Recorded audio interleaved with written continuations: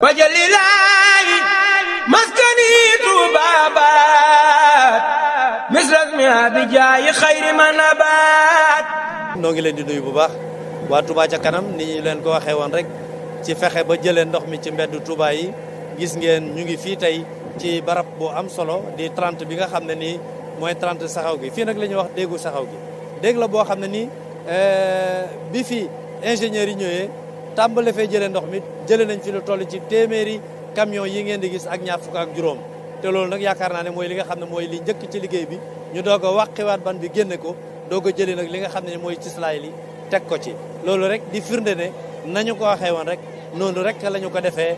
dañuy wax ne bu ñu xëyee nañ door liggéey bi tàmbali nañ ko dañu ànd ak yéen rek ngeen xool situation bi nga xam ne ci la ñuy fekk barab yi ak bu ñu noppee na muy mel. wa kullu man qaddamani aw saara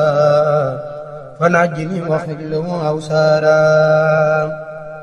wa kullu man aabani aw maala illa yafasu xudan aw maala wa kullu man sattamani aw laama فابلغوا توبة واستسلاما وكل من أساس النوبيا فليقل قلبه يا ربي فلتكفني أسى جميع العالمين ولتقضي مسا يا رب العالمين وجل بنائي بناء وافيا يجرني إلى خيور سافيا. gannaaw boo xamante bi ne nii lancé woon nañu travaux yi démb lu jëm ci wàllu assainissement bi tey jii ñoo ngi fii ak Serigne Abib mu Sëñ Fallou di ñaan yàlla sunu borom taxawaay mi yàgg te mu ànd ak wér ba li mu naal ci yoon wi mu eggale ko te ñu ànd kook moom di wax ni fi mu toll ñu ngi nii ànd ak moom ci visite de chantier pour xool démarrage bi xool li ñu nisaroon ak fan lañ ci toll. fii ñu nekk nii nag fi mu toll mooy 30 bi nga xamante bi ne ni moo jëm saxaw ga fi ñu nekk nii li ñuy def lu jëm ci 30 ba mat na daanaka ñaari kilomètres yoo xam ne danañ ko fas yéene defar ba nga xamante bi ne ni dem beeg dikk bi dana ci yomb ba noppi ndox mi dootul duggati ci biir kër yi. fii ñu nekk nii nag dafa doon loo xamante ne ku ko xool xam ni daanaka ab dégg la woon li ñu fiy def mooy que ni dañuy fexe ba yoon wi mën a continuer ba pare ndox mi du dugg ci biir kër yi mu am ay daloo ci suuf incha allah. loolu la ñuy def ci phase ren bi comme ni Touba ca kanam fas yéene def ci assainissement bi bu déwénee incha allah. ñu xoolaat yeneen i pexe pour mën cee yokkaat ba nga xamante bi ne ni ndox sax dootu fi taa incha allah waaw ndox mi dañ koy ŋàcc fi mu toll ba mu set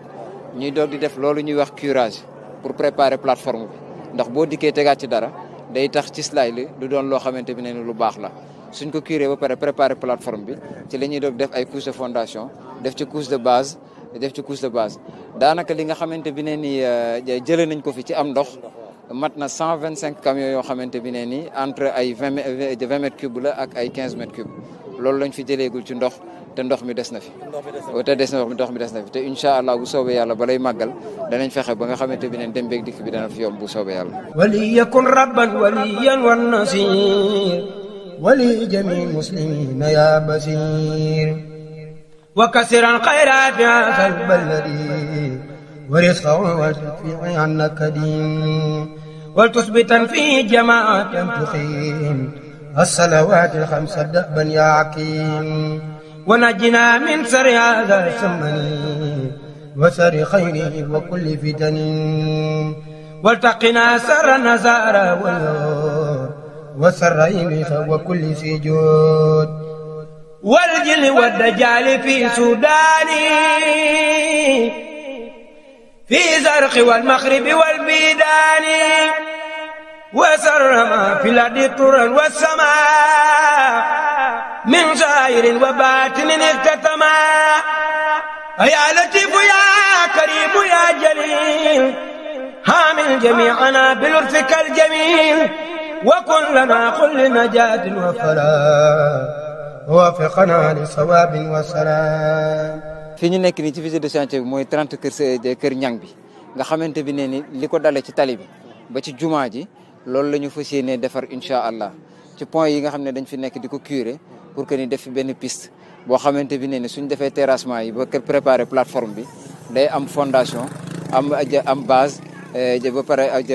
di am couche de finition loolu incha allah ci la ñu fas yéenee def fii bu neexee yàlla. dafa mel ni ñaari étape la am na beneen bu nekk ca kaw. waaw dafa mel ni ñaari étape yooyu fi ñu toll dañoo toll ci curage yi. partie yi nga xamante bi ne ni dafa bari